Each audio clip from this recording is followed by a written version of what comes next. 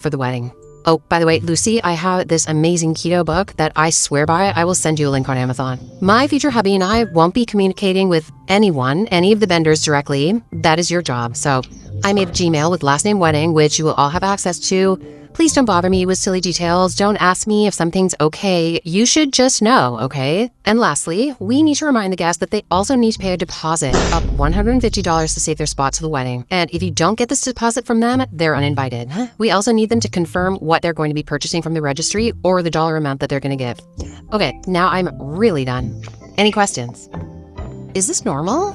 My mom says it's bride anxiety. I say it's just my sister trying to control everything because she wants a December wedding on a ski hill. Blah. Anyways, I figure if people are interested, I could update periodically on what happens. Thanks for reading. I'm going to look into therapy with my uni and seeing if I can move into residence earlier. I texted my mom. I'm at work right now. If her dad and I can talk about it while X has gone to her fiance's for the night. I'm hoping to show my mom and dad this post to help them understand where I'm coming from. I'm going to take some time away from this just because a lot of you are right. This isn't normal. Our relationship as a family is not normal. I called my aunt while I was at work. For those of you who don't know, she's my godmother and thinks my mom is nuts, and we talked about it. She's encouraging me to talk to my parents about everything, not only the wedding but favoritism since childhood, and she's also on standby in case things go to dinner. My shift at work finishes in a few hours. I'm gonna go home and pack a quick bag of stuff for my aunt to grab before my parents and I talk. On to the update.